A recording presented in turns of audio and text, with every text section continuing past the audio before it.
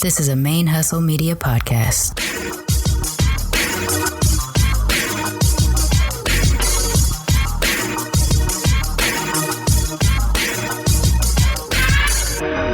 Hello and welcome to the show. My name is Jackie O and you're listening to Militantly Mixed. Yo, this is Rashani from the Single Simulcast. And when I'm not making you laugh or making up parody songs, I'm kicking back, listening to Militantly Mixed. I would like to acknowledge that the Militantly Mixed podcast is recorded on the traditional lands of the Chumash and the Tongva people, and I wish to pay my respects to the people of those nations, both past and present. Hey y'all, welcome to Militantly Mixed, the podcast about race and identity from the mixed race perspective.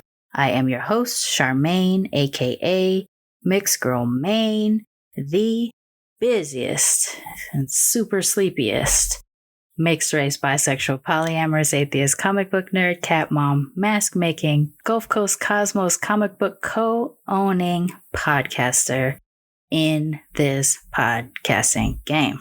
This is episode 118, and you'll have to forgive me for being so groggy, sleepy. I just woke up from a 4-hour nap, which is like the dopest thing to ever happen to me in many, many weeks. I'm so worn out. My work life, my day job life is pretty heavy right now, and it's sucking the life out of me, which hasn't happened at this job before. And hopefully it is temporary because it's for a very specific project. But between that and trying to meet my deliverables for the podcasts, which I'm late on, Gulf Coast Cosmos, which is, thank goodness I have a business partner because I don't have that for the podcasting. I'm just exhausted.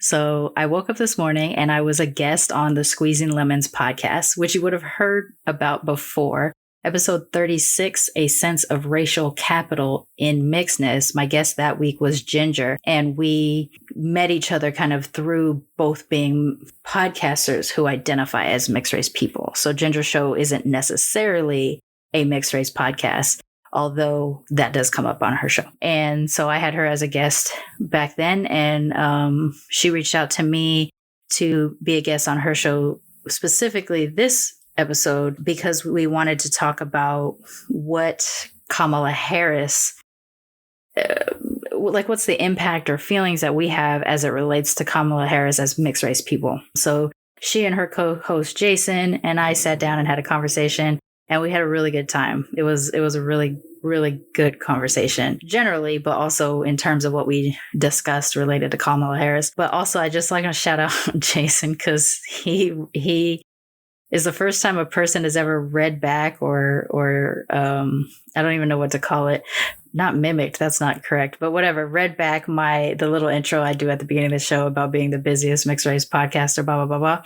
And he did it on the show, and it just gave me a big old smile. I really enjoyed it. So I don't know at the time that I'm recording this what day that's going to air. It may have aired by the time this show goes up on Tuesday, or it'll be that same week or whatever, but keep an eye on the social media so I can let y'all know when it's up, and I'll put the link up. Or you can just go to Spotify or Apple Podcasts, wherever you're listening to your podcast, and subscribe to Squeezing Lemons so that you can listen to their show. But it was a lot of fun. It was a really good conversation, and I had a blast. So yeah, we finished that. That was about a 2-hour conversation. Then I went to go grab some food. And while I was eating and I turned on the Netflix, I was like, I'm just going to lay down here real quick, take a little 20-minute nap, and then I'm going to get to work. And yeah, I woke up 4 hours later with the screen saying, are you still watching? So the positive is that I was able to get that rest that I must have really, really needed. The negative is that it's now put me 4 hours behind my workflow that I was expecting to get through today. So, whatever. It is what it is. But I'm glad that I got the rest. I just feel still at the time that I'm speaking, I just still feel like way worn out. So we're going to get there. We're going to get there. My guest this week is Aaron Keller. They participate on the weekly social distancing hangouts. So I have, up until now, only gotten a chance to really kind of get to know Aaron through group conversation, but they've been a participant on the social distancing hangouts for a while now. And we finally got a chance to sit down a couple weeks ago and have this discussion. So it was really the first time I've gotten to know him on a one-to-one basis at all. And he's also the author of the upcoming book, Marginal Eyes, A Biracial American Struggle for Identity in a Nation of Black and White. And this is going to be a memoir. You can check out where he is in the process and the progression on marginaleyesbook.com. And there's also a Facebook page, a Twitter, and Instagram as well. I believe the stage that he's at now is really just shopping the book around and, continuing to do edits. But as far as I know, it's completely written. And we got a chance to talk a little bit about that, but mostly about his own experience as a biracial man in terms of, how location and how the people that you're surrounded by or your relationship to your parents sort of dictate where you are in your identity at different stages in your life, which I think is a thing we all go through. Depending on what's the majority population of people in the area you grow up might determine how you identify as a mixed race person, whether or not you like or dislike one of your parents. That sometimes is a deal for me. How you identify racially, who your coworkers are, where in the world you're living at the moment, may affect how you identify, and what is sometimes the most safe identity to hold in a space. So it was nice to have that conversation, get to know Aaron a little bit better. It's also weird to kind of get to know someone after you've kind of known them for a few months too. So it was nice though to have that conversation. But yes, please check out marginaleyesbook.com to stay up on where Aaron is in the progress of his memoir publication, I guess the publication of his memoir. And of course, if you want to get to know him further, you listen to this episode. So we're going to go ahead and jump on over into that. Don't forget that Militantly Mixed is a fan-sponsored podcast. It is because of the support of listeners that I'm able to keep this show going. And throughout this coronavirus impact, there has definitely been hits to the contributions and everything like that. But so far, we've still managed to be able to keep the show going. We are hitting a point at which, though, that it's dropped significantly enough that it's going to be tough to maintain at the level that I'm normally maintaining. So I'm going to start talking about it again a little bit, hopefully find another way to start getting funding, whether it's little grants if I can get them, or finding some kind of way to advertise in some way, shape, or form. We just don't have enough downloads on a weekly basis to be eligible for regular sponsorship. So unfortunately, for the time being, it is between the listeners and me to keep it going. And it's just now on the cusp of starting to be difficult to maintain. So we'll get through it. But if you would like to be a Patreon, you can go to patreon.com/militantlymixed. There's also a link in the show notes for that. And you can contribute on a monthly basis to the show, as low as $1 to as high as anything you wish. And there's different reward levels depending on what you choose. And if you would like to participate in sort of one time only or lump sum or as you like it donations, you can go to paypal.me/militantlymixed and drop some coins in that tip jar as well. All the donations to the show go back into the show. It's how I keep this going. It pays for the softwares. It pays for the hosting, web hosting and all that kind of stuff. It pays for all that stuff. And if there is anything extra, that is how I do advertising or extra swag and stuff like that. So every little bit that is donated goes back into the show. And other ways that you can support the show is to go to the Teespring page and purchase a t-shirt, logo shirt. Yeah. That's how we keep the show going and growing. And of course, the best way to support the show is to share episodes that are meaningful to you, to other people that you think may benefit from hearing it. It is a lot different to share, regram, retweet, whatever, an episode. That's a benefit some people's eyes will get on it. But when you actually send episode XYZ was important to me because of blah, blah, blah, and I think you would benefit from it because of blah, blah, blah, that usually actually gets a listener. So if you would love to support the show, but you're not able or don't want to do financial support, that is the biggest way to support the show, is to send an episode to someone with a meaningful description as to why you think they would want to listen to it. I have heard of people doing this before and coming back or reaching out and sending me a message saying, oh, my friend sent me this episode, and then I went down the rabbit hole. That's usually how we get people to stay with us and listen to more narratives. And of course, if you would like to be a guest on Militantly Mixed, you can go to militantlymixed.com and click on the Be a Guest button. You'll fill out a Google form. And then when I catch up in my interviews, I will go to the next people down in line and I'll start sending them messages to get them booked. Right now, I have noticed that there have been a few more people who have popped up on there, and I haven't started booking quite yet for February, but I'm going to probably when I go on my work break in a week or so. So you'll start to hear from me during the holiday weeks, and then we'll get you booked for February and probably up through March. So I think that's all I got for you for now. I'm really making an effort to try to keep my intros shorter than 10 minutes. But without further ado, please join me in welcoming our latest cousin to the Militantly Mixed family, Aaron.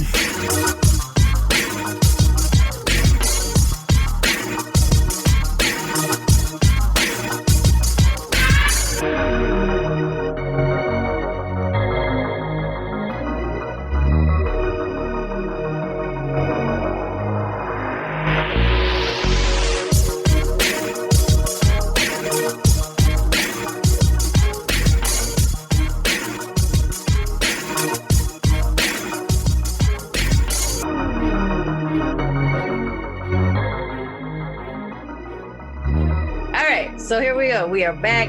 Hiatus is over, and I am really excited to be joined by someone who's been participating in the weekly hangouts that we have for Militantly Mixed. My guest today is Aaron Keller. Why don't you tell everybody about yourself and let's get into it? All right. Hey, man, I'm so happy to be here with you. What to say? I don't know. Man from the Midwest who grew up in a couple different places, a little more urban, a little more suburban, and had a couple of very different experiences with that. Biracial in terms of my racial identity. My mom is a Black African-American. My dad's white, and had a lot of, obviously very uniquely mixed experiences that went along with that. So kind of want to talk about that with you, and wrote a book about it too this summer. So I spent some of my pandemic time chilling at home, writing a book about all that and giving myself a chance to, to encapsulate that experience and share it with other people a little better. So yeah, looking forward to sharing. Yeah. That's good. So it's always interesting to me to meet people that are mixed where the mother is Black and the father is white, because most of the mixed people that I have encountered have always been the opposite direction. And until starting to do the show, I didn't really get to have real conversations about what changes in the dynamic when you have a Black mom versus a white or non-white mom, and a white father versus. So like I get it on the Asian side because my Asian side is white and Asian where the men are white, but on the Black side, all the men are Black. So let's get into it. I want to talk about it. All right. So you're Chicago. Did you grow up in Chicago, or did you grow up in the Midwest in general and then went to Chicago? Yeah. Succinctly, I guess I put myself down as a Chicagoan at this point in my life because I've been here since 2005. Okay. But I started out close to Gary, Indiana. That's where my mom's from. That's where my grandma still lives. And that was till like age 10. And then, through age 18, when I left home, I was in a smaller town in more rural Indiana. Rural, being mixed in rural places. That's starting to come up a little bit more. It's interesting. It's got to be tough to be like ambiguous and different from the people that are around you. And you're just like, but you guys are different from me. I don't know. Right. I know that if you can take it like that, that's pretty good. But yeah, actually, that's something I'm trying to teach myself throughout doing this show is I started hearing the common theme of I'm the different. And I'm like, no, let's not do that anymore. Let's reframe the way we think about ourselves and center ourselves in our own story versus centering everybody else around us. So I'm trying to remind myself that everybody was different from me in my story. More power to you. I wish I'd done that 20 years ago. But I mean, I just turned 43. The militantly mixed journey has accelerated my path that had I been doing this at 20, I think I would have been a lot. Like, I've always talked about my mixedness. I've been very vocal about my mixes. So I feel like I was in a good place mixedness wise until I started pressing record and hearing other people's stories. And I was like, I don't know shit. Like, I know enough. I know enough about me, but not about how we all exist. So I appreciate getting to hear the stories because I see, how different we are in our place, like where we're at within our own mixedness. That said, you said biracial as your first identifier versus mixed or multiracial or anything like that. What is at your core? How do you feel like you identify? That's a question that I was wrestling a lot with when I was writing the book, especially because I haven't really sat down and done a lot of work with that. I think part of that reason was that most of my years that I remembered before writing the book actually were the years that I lived in the really white town. And so that was a place where I was always struggling to sort of not be othered. And I wasn't really embracing an identity. I was more sort of struggling with how to not have an identity that people didn't feel awkward about. Right. And so, again, centering everybody in your story versus centering you. Yeah, exactly. That was a lot of my story. And, but when I've gone back and really just sat with it, and especially after this year and sort of just opening up the topic of it's okay to be Black, with, just a lot of conversations. I mean, I grew up to age 10 in a really diverse area, spending a lot of time with my African-American grandparents, and I identify more with my mother than with my father. Okay. Just in terms, relationship and emotionally and all that. So I don't know. I mean, I don't throw a label one direction or the other in terms of Black or white on myself, but I definitely generally feel more comfortable with my Black family than my white family, for example. Right. So it's just it's an odd thing for me because I lived so many years in a really, really white town. Yeah. And, but I do have those roots that, were really foundational for me. Right. I find this thing that we do, especially people that look like you and I, where we're kind of ambiguous and, we know we can get the head nod if people can see our whole face, but we also know that we can walk into another space and they won't pick it up. When I find that for me, growing up in the hood, I didn't know I wasn't Black until someone told me. Like, I didn't know that I also didn't look Black to non-Black people too. I didn't realize that. And then once I moved to the suburbs at 15, the white suburbs, that's when I was like, oh, my whole face tells a story that is very confusing to people. And I didn't understand that. So I had to go from being a Black girl who happened to be mixed to being a mixed girl who happened to be Black. Like that was a big part of my transition from like 15 to maybe 20 or even mid 20s. And so my knee-jerk reaction is to tell people I'm Black. And then I'm like, oh yeah, also I'm mixed. Knowing that my face is not telling them that I'm Black unless they are Black. And so I find that, actually, this is a good thing because we're both ambiguous in our presentation. I'd like to know if you feel anywhere near I feel. If somebody who is mixed, who is ambiguous like us, says they are one of their things, whatever it is, I'm Japanese, I'm Black, whatever, I'm white. Do you feel a kind of way about because based off of the way you feel about yourself, do you feel triggered if they have an opposite reaction to if their face is similar to ours? That's an interesting question. I haven't dealt with that, I guess, in personal conversations with people. I've dealt with it maybe with a public figure who said something like that. And I guess my initial reaction to it is to sort of soak in what comes after it and just pay more attention to the person and to just understand what it really means when they say it. I think that's what happens to me after I hear that, because as soon as that label gets thrown, it's like, why did you throw that label? Mm-hmm. Is that because it means something to you? Is it because it was supposed to mean something to the audience? Is it because that gives you like a sense of security in this situation? What's going on with that? Because I'm fine with calling myself Black. Like I have no problem with that at all. But I know if I'm with a group of Black people, like I'm not just going to be like, I'm Black, you know, like like there's another context in there. Right. That, you know, so it's like, what was it about you saying that felt so comfortable or necessary for you to put it that way? And just try to understand where they're coming from with it, I guess, because it's not the most self-evident thing to say, right? So do you feel like you got there because of your writing process, or do you feel like you've sort of been that way for a while? No, I think before this, and it wasn't, I guess, just the writing, but for modern, you know, myself, there was probably a lot more uneasiness with the idea of someone just calling themselves Black like that. I think that I don't know, it felt political maybe, or it felt a little bit, you know, like they were maybe, for me, at least at the time, not being as comfortable with that part of myself, pushing a button that I hadn't really been comfortable, you know, dealing with yet for myself. And I think just in the modern times and, you know, and then going further with writing the book and all of that, I know the spaces where I feel like I identify a certain way.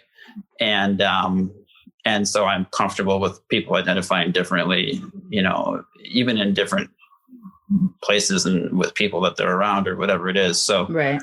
So it's more nuanced now. Like I have to actually stop and try to understand what they're saying versus before there was some discomfort with certain things.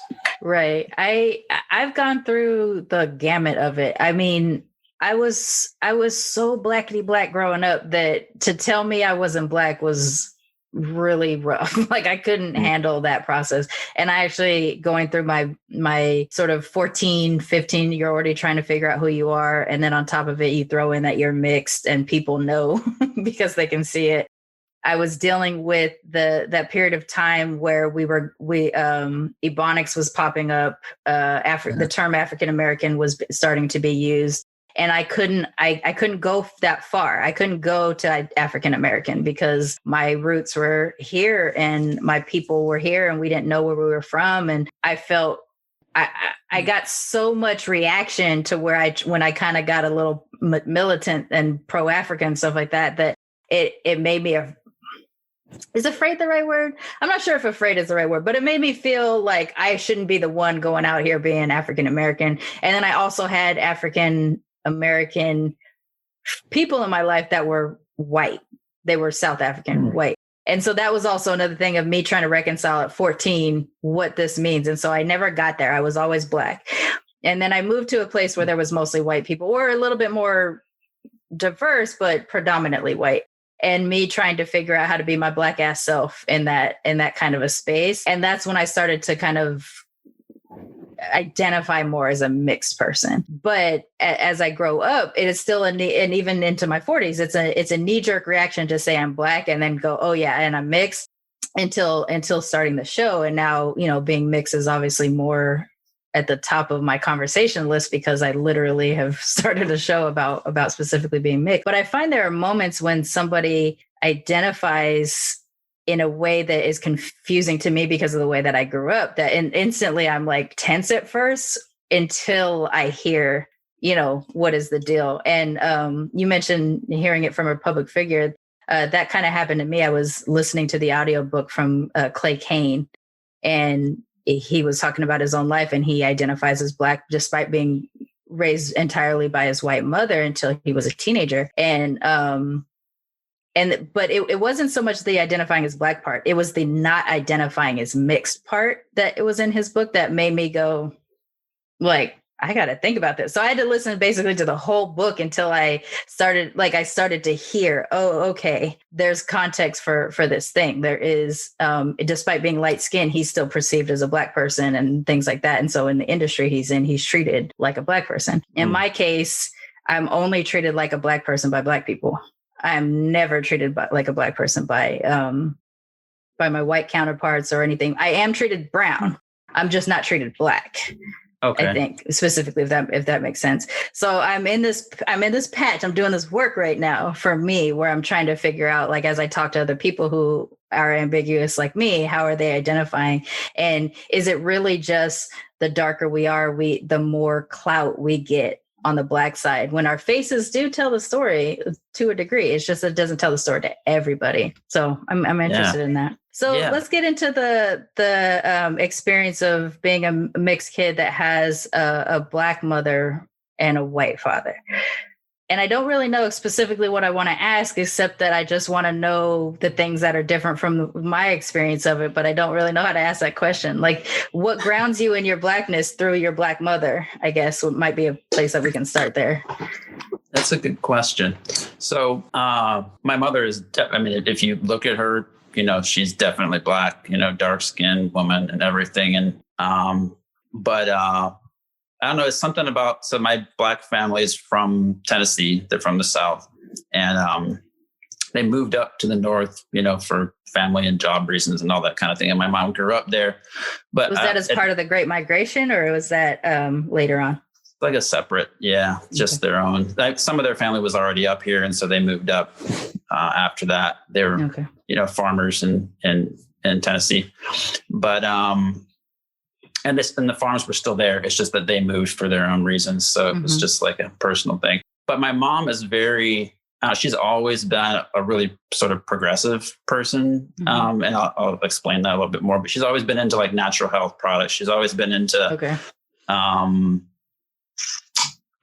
she got her dietitian's degree and that kind of thing. And, she has a master's, she has an MBA, and like went to DePaul University. And, she worked her way through, her parents were pretty poor, and like her, didn't have a lot of money, and she worked her way through school, and then, she built herself. But she always, she never really identified in conversations with me as Black. And she never, and it didn't seem like she tried to put herself like in Black circles, socially or anything like that. And so it was really my family that I was around that was Black, and if we'd be like in the community and going to the store and like whatever, that kind of thing.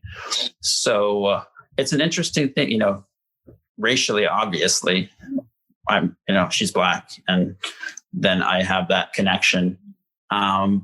And then just from maybe kids in the neighborhood sometimes, but other than that, she didn't really like favor a particular environment or another. She was just doing her own thing. And so that was interesting because she didn't have the same type of, and I'm going to call it a Black experience. Like, she didn't have the same type of Black experience that I had growing up. Okay. Even though she's more Black, than I am. You gotta put those air quotes up. From visually speaking, you look at her and you say, but she's hanging, but like one of her friends that she has in town, is somebody who would say, well, I don't see color, I just see everybody as the same kind of thing. And like, that drives me up the wall. Like, I can't deal with that. Much. Right. And because kids called me Black when we moved to that town where I grew up from age 10, kids called me Black, or they would ask me, are you Black? They were very interested in categorizing me that way. And so, that was the experience I had as a kid, and that she grew up around almost all Black people. Right. And so, and then she just went on and did her own thing, versus me. I'm like, everybody is telling me that I'm Black. Okay. Like, I guess, I guess that's what I am. Right. Yeah. Right. Or something like that, so it's interesting. Like, my connection with her is, as somebody who didn't really put out like a racial identity. And then my dad didn't really either. Like, he's white. So, it's, he just was this white guy doing this thing too. And so it was like, I have her and I have that family, but nobody is really like dominating the racial conversation here. Like, I just got to figure it out, and so we never really talked about it when I was growing up. It wasn't something I talked to her about. It was just like a given that she just assumed sort of like I'm comfortable with who I am, and my son will be too, and like we're fine. And and later on, man, those gaps, those mixed kid raising gaps is I wish I could have identified them earlier to be able to communicate what I needed. Yeah. But I hope kids now, it looks like kids now are starting to get more access to where they can start to ask those questions. But I couldn't ask those questions in the early 90s and late 80s. Like it wasn't even like a thing to ask the question. Like, yeah. Did you think it was or did your parents even? I mean, you may not even know. Was it at all revolutionary for the circles that they were in for them to be an interracial couple? Yeah, that's something that I also was examining when I was writing the book. And, I tried my best not to speak completely on their behalf, but just from all my experience, and I've asked them the question once or twice too, about if they've had like racist incidents or anything like that. And my impression from talking to them and just from seeing where they grew up and everything is that they both grew up in pretty racially homogenous situations, but they intentionally moved to like very diverse situations. And so then the people that were around them didn't have an issue with it. Their families, neither of their families had an issue with it. And only until they moved to the town where, I lived from age 10 upwards, was it even like sort of a thing. But at that point, they're working full-time jobs. They're not like in the community. They're not growing up there. They're just living their life, and you're the one who are feeling those things. Okay. Yeah, basically. So that was my experience with it, is that, I mean, they would mention, it was still illegal in some state or other to be, married, back in the day when they got married. But it wasn't something that affected us directly, from where they were, because Northwest Indiana is like, you get like this push of a lot of Black people coming from the south side of Chicago. And then you also got a lot of Hispanic population in that area. And then, more of the white demographic comes from the east of there. And like, we were sort of like in between all of that, and it was more diverse. And so I just think that they're, the people that they were around were used to seeing all kinds of people. So it just wasn't really a thing for them. What was your awareness about, like, your parents are different looking from each other, besides the kids, poking and prodding and things like that? Do you have any memories as a little one of being able to identify these two different people? Yeah, that's an interesting question. I've also been thinking through that. It was more of like a cultural thing for me than a skin color thing dealing with them. My mom's family was just much more sort of open and, warm and hugging and kissing and that kind of thing.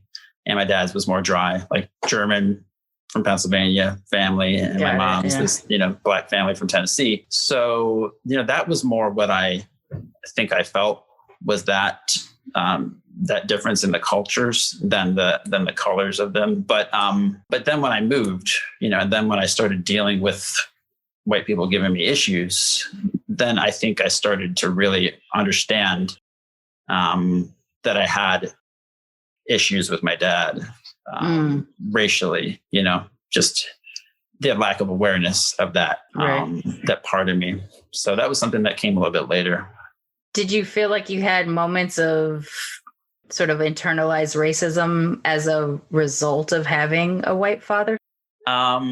Yeah, it's an interesting, this is where I get into like, I love my family, and, it's, and I want to honor that part of it too. And that's something that I did in the book too. But then I also talked about the realities of it. And one of the things that I said in there is I felt like there are things about a lot of, I'm going to call it Black communities, or just like, I don't want to call it Black culture. It's just something that's maybe been imposed by, the U.S. on Black people, but Black, things that Black people have to deal with, or just ways of life they've had to lead, that my dad, just can't deal with. And, and he'll, and I think he sort of takes my mom or her family as like the standard of what everybody can be like or should be like. And that's heavy. Yeah. And that's the thing that I realized that I have an issue with. Right. Because I don't feel like that at all, and we had family members in our family that were, different, sort of off that beaten path, Right. And I never felt like that with them, And so that was something that I struggled with a bit. It was like, hold up, Right. It's tough not to even know that that's what's happening to you until you get removed from it. And you know that you're uncomfortable. You know, it like makes your tummy hurt a little bit, but until you get removed from it and can actually see it. I think that's probably a super common thing for white people who have mixed kids or mixed families, is that expectation that there is a palatable type or an appropriate type of the other, whatever the other ends up being. And that's a lot of responsibility to put on those people that you just happen to be related to. Sure. In terms of performance. So what gets you from, just your everyday errand to, I need to write this book and I need to get into this stuff? Let's see. Good question. I don't know. Let's see. There's two different levels of it. There's one that I've just had some weird things happen in my life. And a few years ago, I was thinking about writing about that just anyway, just to talk about it. Cause it was like, wow, I went through these experiences and they were crazy and I should talk about that. But earlier this year, maybe like January, February, I was thinking about writing again. And then I just sort of put it off. I was like, why do people need to hear, everybody has a story. Like everybody has a life. Who am I? Like what's the point of talking about all this? Right. And then June came around and, it had been Ahmaud Arbery and then, it's George Floyd. And then it's like, I'm upset and I'm, all these emotions are coming out. And then people from the town where I'm saying grew up from age 10, started talking about it more openly and sort of standing up, being more anti-racist and that kind of thing. And I was dealing with my emotions with it and the protests were happening and all that. And I just said, this is something that people don't understand, enough. And it's not about me. It's just about like talking about it. And so that was really what changed that, the perspective, I guess, on what it was for. And that gave me the impetus to do it. It was like, I need to do this for myself so that I can encapsulate that part of my life and see it for what it really was. And other people are going to benefit from hearing about it, whether they're people who are going through it or have gone through it and haven't maybe worked through the same things as I have or whatever, or if it's other people who just need to look and see like, this is what some people go through, And so that was really where it changed from me talking about my life as if it was something, valuable just by itself to this is a part of a community conversation that needs to happen. And it's something I need to do for my own, healing too. Right. And so I'm just going to do it while I have the chance and let that stuff have its place in my life. And that's also kind of around the time that, or at least that I became aware of, maybe not that early, I became aware of you sort of in the private group on Facebook and then eventually coming over to the Hangouts. Did you have a mixed community before you joined up with us, or were you just looking for it around that time because of the conversations that you were needing to have? Yeah. I mean, transparent 100% that I started writing the book. And while I was writing the book, I started looking for people to connect with. And so it is so odd to say it. And I've said it a couple of times now in different conversations, but I have maybe before, meeting other group of folks that we're talking with, I've maybe like actually spoken with outside of my brother, 2 or 3 people of mixed racial background. I'm talking about Black, white, mixed background, right? Specifically. And I can remember being in Chicago, just like maybe it was 5 years ago. And I ran into a woman who was obviously biracial, like in a bar, and we were talking about it. And I was like, wow, there's like a biracial person here. Yeah. It's weird that first hit you get, you're like, I need to do this again. Like it becomes a craving. Okay. Like I didn't know, I should be looking for you. So, so that was the thing, and then I was just in places where I moved to Cincinnati for a minute and I started noticing there were more interracial couples. Like there was a little further south and I saw that was happening there. And I was like, I need to find a place where I'll connect with more people of mixed backgrounds. But then it didn't really happen until I started getting online and looking for those groups. Yeah. So, you know, I know. How are we supposed to find each other? Just go out on the streets and be like, mixed folks. Right. Yeah. Like, how do you know where they are? So, yeah. So that really, it's really been a positive thing to start just accepting that, yeah, there are people out there. You got to go look for them. Yeah. And connect with them. That's what I think is the most positive thing about the internet. I mean, obviously there are difficulties with how we maneuver life now because of the internet. But what I think is the most positive is it joins communities that probably didn't even know we needed a community of similar people until, like, you think, like, if you're into sports, you need sports friends. And if you're into movies, you need movie friends or whatever. But it's not like we're out here really realizing that there could be some healing in having other mixed people, even if we're not mixed the same. I mean, that's been the biggest thing for me, is realizing how much similarities I have with other mixed people, more so or more relatable than when I'm speaking to a monoracial person of either of my ethnic groups, you know, because I find that even speaking, like, what has the most crossover or the deepest connection for me is if I meet other Black hood folks.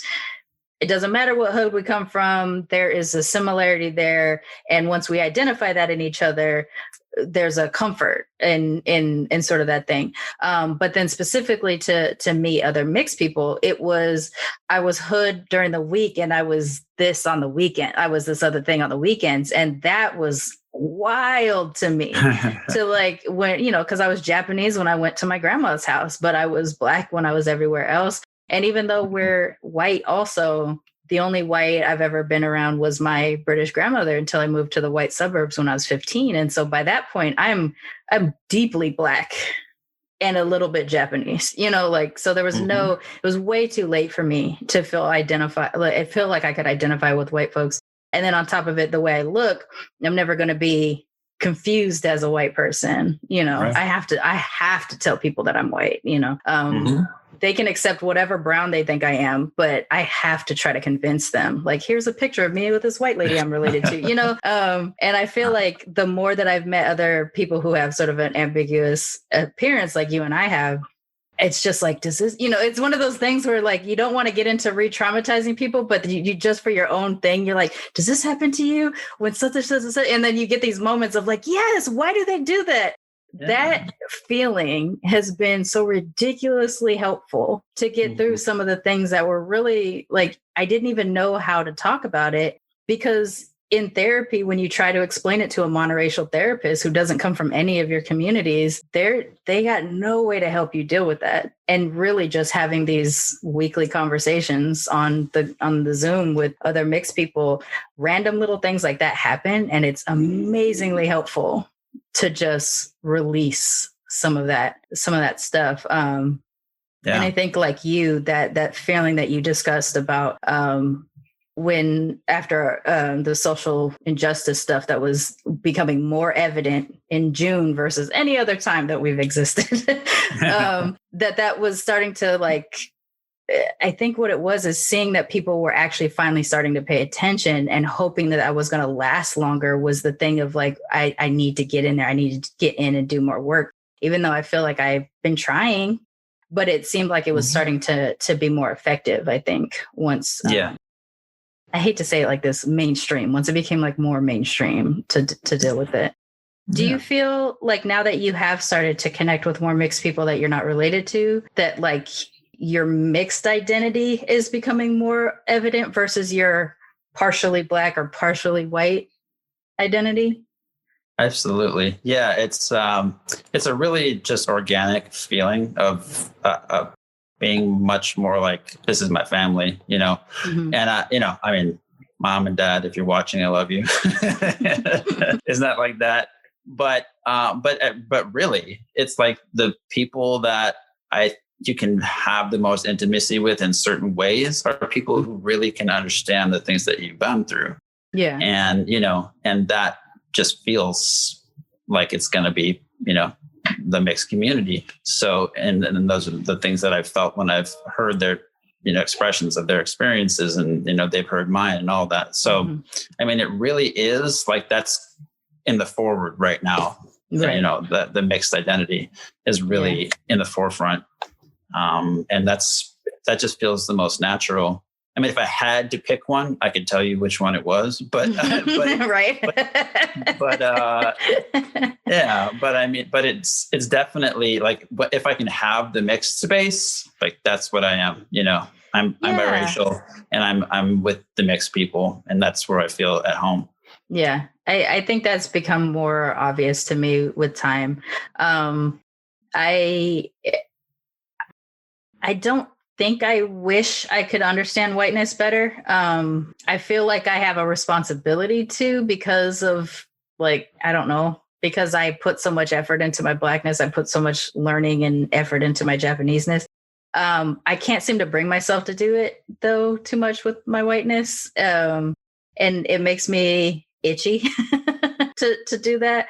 But also I have a different relationship with my family in that they were there when I was younger and they weren't great. Some of them, like some of the people that I grew up around.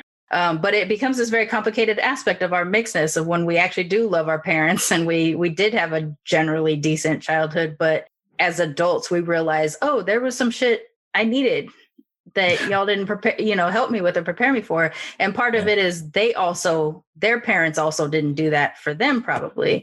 I mean, It's not like you're always sitting at the dinner table in your monoracial Black family being like, man, Black, right? It's not like that stuff is happening. I definitely don't think white people are doing it. And not the good ones. And then when you're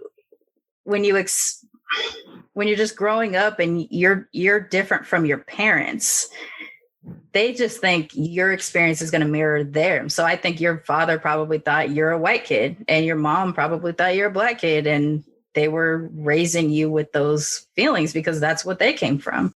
Mm-hmm. And I think as we're learning now, there is actual work that you can do from the jump, like from the youngest of ages, that would help them with their identity and allowing them to be an individual from the parent identity. Yeah.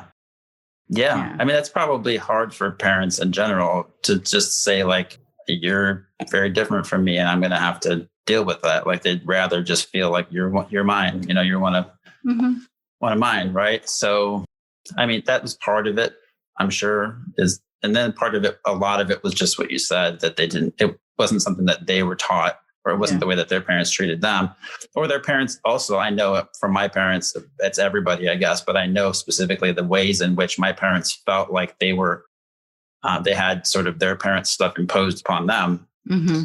And it wasn't racial stuff, but it was just other life things, occupation or like religion or whatever.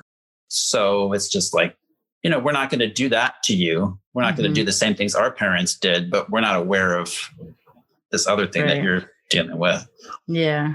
So sitting in where you're at now, the majority of your book is written, or is it all the way written at this point? Yeah, the whole thing is written. I'm just doing some editing and revising it while I'm out shopping for agents and all that. Okay. But yeah. So you've basically have done some work. You have written your book. You've done some personal work. I mean, you've written your book. You're sitting in this socially distanced world trying to figure out how to get your book out. Where do you feel like right now? Has your identity altered at all because of writing the book? Has your mission changed at all? Like your general life mission changed at all because of it? Yeah, I think so. I mean, a big part of writing the book was for myself to better crystallize the understanding of who I was. A part of it was coming out this summer that hadn't come out for a long time. And so that was something that I wanted to flesh out even further and just let some of those emotions come out more freely. Mm-hmm. But then I also wanted to understand it, because like I mentioned really briefly, the first 10 years of my life which was where I spent most of the time with my Black family, which is where I lived in a much more diverse area and neighborhood and everything like that. Like, I had forgotten that whole decade of my life. And when I went back and wrote the book and I started going back in there and having to remember things that happened, I was like, wow, I totally just like shelved all of this stuff, dealing with the next 10 years or whatever. And that in itself was like reconnecting with a part of my identity, just remembering who I was. Like that was why everything until age 10 disappears. And then, I can deal with the next 8 years, till I left high school or whatever. And that's somehow who I am, is like, those years that I spent, trying to figure out myself as an adolescent and a teenager. Is like, no, I had all this other life before that. Right. And, and so let it all be there at the same time. And that's what's happened really with writing the book, is that it's all more present, which is what I wanted to happen. Is I wanted it all to be in this like real, conglomeration of the things that I've experienced versus just the things I remember because they were too hard, or, they were the things I was dealing with. Let me put it all into the picture and see it together. So I think in that way, like it's definitely made me more comfortable with just what I really am, Yeah. And the Black part of me specifically, like I can say that, like, that was something that definitely got its voice this summer more so. Yeah. Because I felt more permission to do it. And then I was going back and delving into more of my experience growing up with Black family and all that. Yeah. Yeah. I think it's important. And whether or not any of us produce something, record a podcast, write a book, make a documentary, whatever it is, I think that investigation, that internal investigation, is an important process for us at all. Using this time in particular is probably, good opportunity to get into that when you don't necessarily have to be out in the world, like suffering after you have like dealt with some trauma or whatever. Yeah. I think it's a good time for it. I think also because we get to do this now, hopefully future generations of mixed people, whether they're mixed people that come from us or, mixed people who happen to find us, our books or podcasts or whatever, get to feel more normal. I mean, I remember there being real times when I literally didn't feel normal. And that's because, again, I'm centering everybody else's experience over my own, which I think is a very human thing to do. It's really hard. And you said something like this too. I remember there being feelings when I was resisting doing the podcast that I wanted to do. And that was, I'm one person in 7 billion. What do I matter? On this planet, why do I matter? And ultimately, I know that I connect when I hear someone's personal story, that there's a nugget that I can connect with and that becomes valuable to me, not realizing that in doing it, I was going to become that nugget for somebody else, possibly that's still something that is weird, and I'm learning to get more comfortable with it. But I think it's important that we get into it regardless of how we enter it, writing the book, doing the podcast, doing docs. I think these things are, it's a service to our community, which I think is what is Militantly Mixed. It's about service to our community, and in the process being very healing for us, which I think is great. So I'm glad that you've been through that process. But we are getting close to the end. So I do like to ask all of it goes by fast, right? Yeah. What is it that you love most about being mixed? That it let me get the perspective that I have, that I really conclude with, like after I've gone through this book and, felt comfortable with having that perspective now. It's just, I feel enabled to relate to a lot of different people's life experiences. Not that I have gone through their experiences necessarily, but there's like, I have more of like a grayscale, color palette to work with, where I feel very comfortable in that space of looking at things that aren't black and white, and, people, having a very different experience of life than what's portrayed. And I, in the mainstream, and I feel much more comfortable with that and very at home with it, and able to talk about it with people. And so most of my book is probably about painful things, to be honest with you. You gotta go through it. I'm not going to sugarcoat that, but And I wouldn't have asked for any of it. Like I don't have any of that sort of like, well, it was just, it was good because it brought me to who I am. Yeah, I hate that too. No, that is not my feeling about it at all. Right. But now I'm here. That's, it allows me to, I think, see things more from both sides, so to speak. Like I have, some perspective on what it's like to be Black in America, and some perspective on what it's like to be white, and some perspective on what it's like to be sort of non-binary in some part of your identity. And, it just feels like I have, more opportunity to really intimately connect with people in different ways. And I really love that. Yeah, that's great. Why don't you let everybody know how they can find and follow you so that they can be aware when the book comes out and everything? Yeah, thanks. So Marginal Eyes is the name of the book.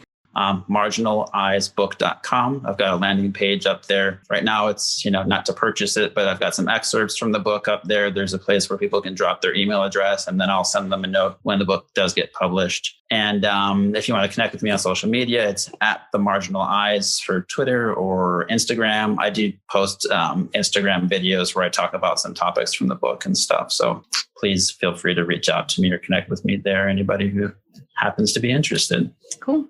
Well, thank you so much for doing this, and thank you for joining the group. I think it's like I didn't expect to have a weekly therapy group when I started it. It was really just to hang out, and it has become a very supportive environment that I think is somewhat therapeutic. So thank you for being a part of that.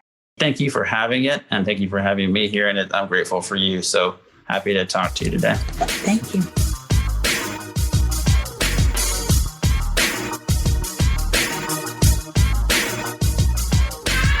Militantly Mixed is a ManeHustle Media podcast, produced and hosted by me, Charmaine Fury. Music is by David Bogan the One. You can follow us on social media on Twitter, Instagram, and Facebook at Militantly Mixed. If you'd like to become a sponsor of Militantly Mixed, please go to patreon.com/militantlymixed for monthly sponsorship, or paypal.me/militantlymixed for a one-time only donation. And if you like what you hear on Militantly Mixed, please subscribe, rate, and review on iTunes or wherever you listen to podcasts. And don't forget to be your mixed-ass self. ManeHustle Media. Turn your side hustle into your main hustle.